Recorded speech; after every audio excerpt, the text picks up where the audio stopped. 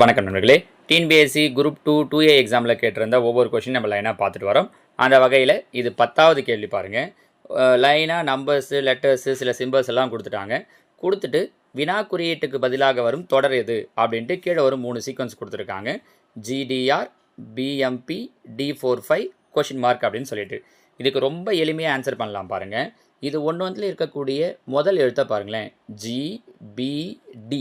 இப்போ அப்படியே மேலே வாங்க, GBD.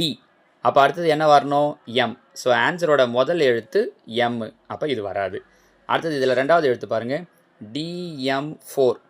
DM4. அப்போ அடுத்து என்ன வரணும்? N. ஸோ ஆன்சரில் ரெண்டாவது வர வேண்டியது N. இது கிடையாது, இது கிடையாது. நம்ம இப்போவே ஆன்சரை சூஸ் பண்ணிட்டோம் பாருங்கள். மூணாவது லெட்டரை வச்சுன்னு சொல்லிடுறேன் பாருங்கள், RP5. RP5. அப்போ அடுத்து என்ன வரணும்? Q. ஸோ ஆன்சரில் மூணாவதாக வர வேண்டியது Q. MNQ அப்படிங்கிறது தான் ஆன்சர். Option A, MNQ. முடிஞ்சு பாருங்கள், ரொம்ப சிம்பிள். நாம் என்ன பண்ணுவோன்னா GDR, BMPன்னு மூணு எழுத்தை எடுத்து கன்ஃபியூஸ் ஆகிட்டு இருப்போம். இப்படி ஒவ்வொன்றா பார்த்தீங்கனாலே நமக்கு ஈஸியாக ஆன்சர் கிடச்சிரும். ஓகேங்களா? தேங்க்யூ.